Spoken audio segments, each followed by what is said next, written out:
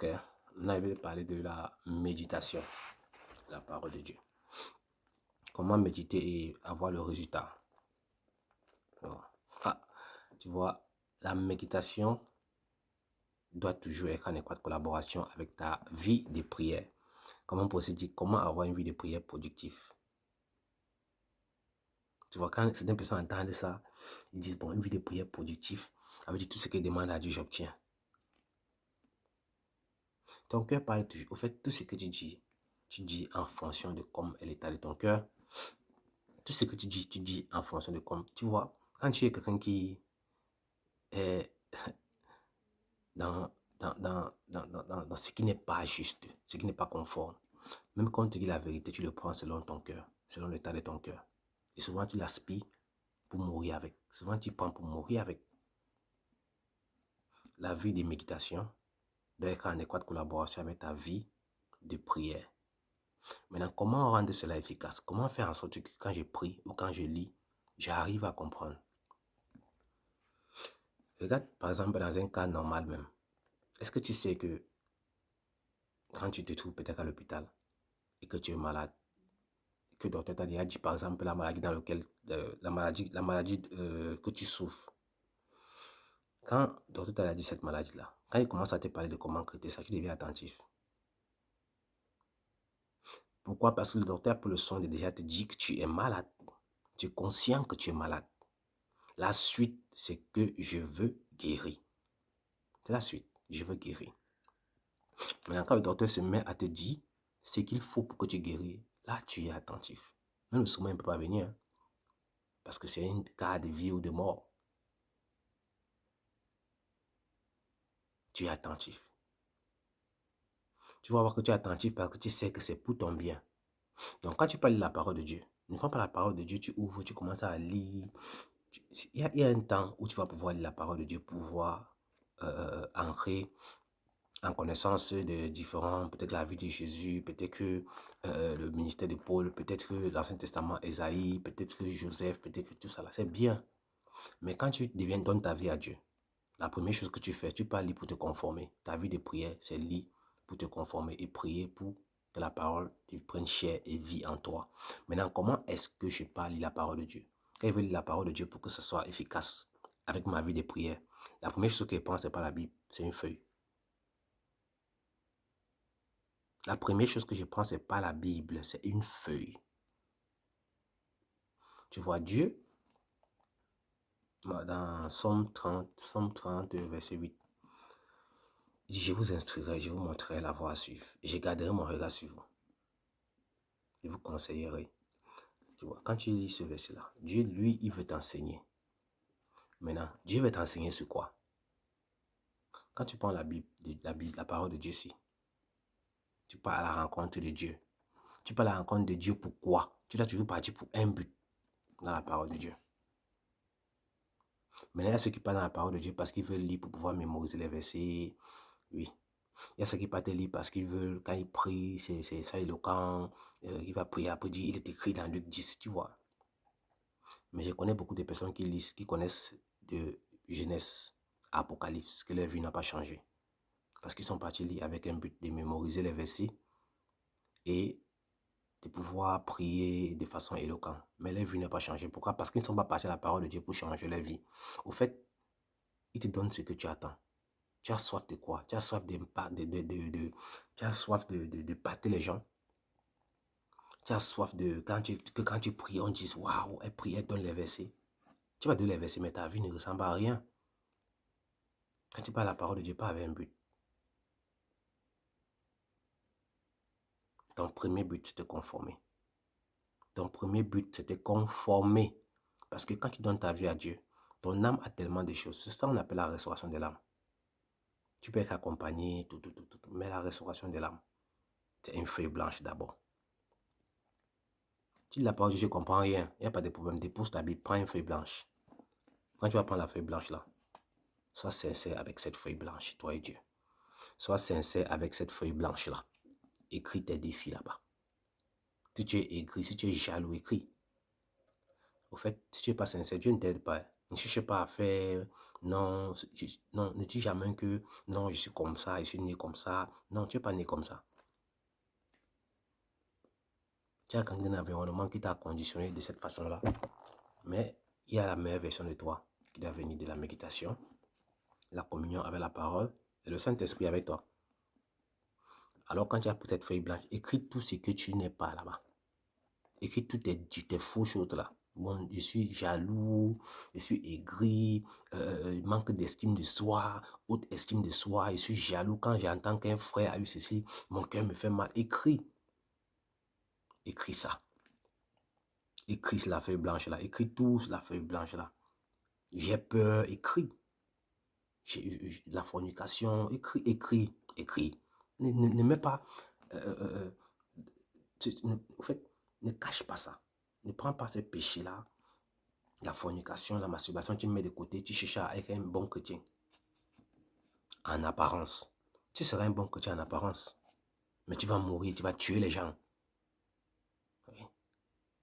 Parce que tout ce que tu vas dire, après avoir mémorisé tous ces versets-ci, ne va pas aider les gens. Hein. Parce que tu ne donnes pas aux gens ce que tu sais. Mais tu donnes aux gens ce que tu es. Parce que ce que tu sais là, si tu n'es pas ce que tu sais, tu transmets que ce que tu es. Alors tu dois tout faire pour que cette parole-ci soit conforme à ta vie.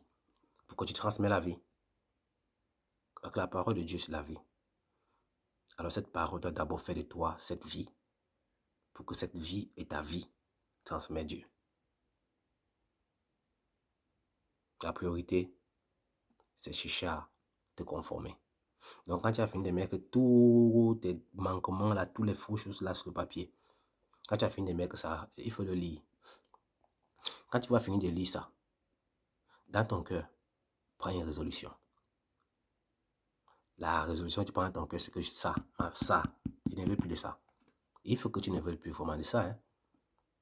Et tu vois, quelqu'un va te dire que non, j'ai pris pour la masturbation, j'ai pris pour ceci. Non, arrête. Écris. Quand tu vas finir d'écrire ça, tu lis. Tu dis, je refuse ça, je ne veux plus ça. Maintenant, quand tu vas finir d'écrire tout ça, tu peux demander de l'aide. Quelqu'un peut t'aider à associer les versets. Ou toi-même, tu peux dans la Bible chercher les versets contre. Parce que ce que Jésus a fait à la croix, tout ce que tu as écrit là-bas. De la croix, il y a quelque chose qui vient pour toi. Le contraire de tout ce qui est écrit. On appelle ça l'échange divin. C'est ça ta priorité d'abord. Tu n'es pas parti libre pour voir quel est mon héritage. Il s'est fait pauvre pour que je sois riche. Pour que par sa pauvreté, je fusse enrichi. Il a dit, bien aimé, c'est que tu prospères à tous égards. Tu sois en bonne santé comme prospère l'état de ton âme. C'est ça l'âme. Cette feuille blanche, c'est ton âme. C'est ce que ton âme traverse. Si tu prends l'âme là, sans la restaurer, tu entres dans le combat spirituel ou tu entres dans la quête de Dieu avec. Il laisse même que la quête de Dieu, parce que la quête de Dieu, c'est quelque chose. Tu entres dans la quête de Dieu avec, oui, tu seras restauré. Dans la quête de Dieu, non dans la quête de la main de Dieu.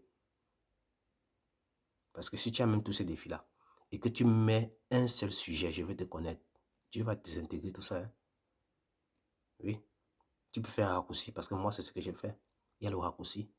Le raccourci, c'est quoi? C'est que au lieu de peut-être mettre cette feuille blanche, allez, prends plutôt une feuille blanche, écrit, c'est ça que Seigneur, je veux te connaître.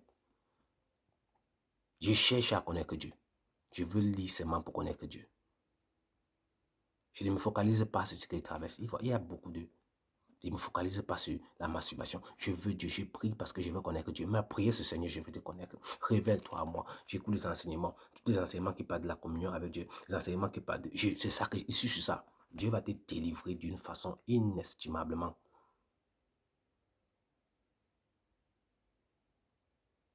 Mais tu peux prendre le regard qui te montre. Après que tu écris tous les défis, tu mets les différents versets. Les différents versets, c'est pour avoir une vie de prière conforme à la parole de Dieu, pour conformer ta vie à la parole. Donc maintenant, quand tu lis le verset, tu t'appropries le verset. Mon corps est le temple du Saint-Esprit. Ta prière, c'est ça. Mon corps est le temple du Saint-Esprit. La masturbation, jamais. La convoitise, tu refuses. Tu médites que ça. Tu passes ta journée à méditer que ça. Quand tu vas passer ta journée à méditer, mon corps est le temple du Saint-Esprit. Ne livre pas mon membre à l'impudicité, surtout celui qui a triomphé de toi, celui qui se livre à la prostituée, devient un seul esprit à la prostituée. Celui qui se livre, tu vois, quand tu vas lire tout ça, tu lis que ça. Quand tu vas lire tout ça, quand une femme va se mettre devant toi, ça va chanter dans ta tête. Le Saint-Esprit, c'est ça. Il te rappelle la parole devant l'adversité. Mais il faut qu'il y ait la parole conforme et il faut qu'il y ait la parole contraire à ta situation. Hein? Tu dois lire toutes les paroles conformes, contraires à la situation dans laquelle tu es. Parce que tu veux conformer ta vie à la parole. Alors quand il serait devant l'épreuve, si c'est la masturbation, si c'est le vol, quand il serait devant ça, ne te dérange même pas. Tu vas entrer très fort dans ton cœur. Ne t'es pas donné un esprit de timidité. Tu sais que tu es timide, tu sais que tu as trop peur. Tes paroles vont sonner. Pourquoi? Parce que c'est ça que tu médites. C'est ça que tu pries. Dieu va t'aider. Tu ne peux pas être quelqu'un qui est dans la masturbation, dans la fornication, et tu es là, tu pries. Mon héritage. Attends, tu sais pas de quel héritage?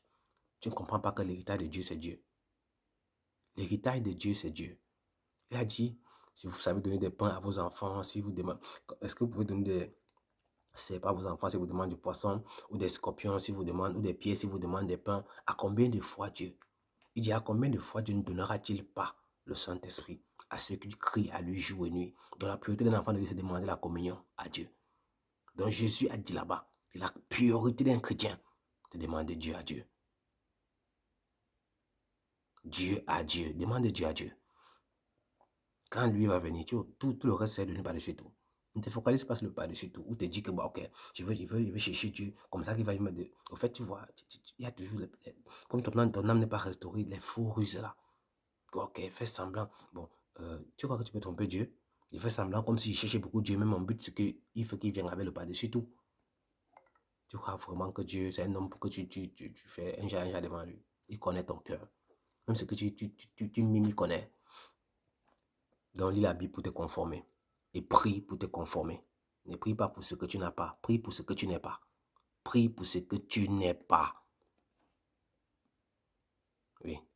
Sinon, le Jacques 4 qui était expliqué là va entrer en jeu. Vous priez, vous ne recevez pas parce que vous priez mal.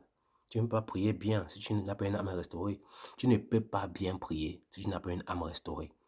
Alors, quand tu n'as pas une âme restaurée, la bonne prière, c'est prier pour restaurer ton âme et non pour avoir certaines choses. Parce que ton âme va toujours t'amener dans les fausses choses. Alors, bête, tu pries à Dieu que je convoite trop. Dis la vérité à Dieu. Je convoite. Je ne sais pas, je suis jaloux. Ça, c'est une bonne prière. Dis à Dieu, aide-moi.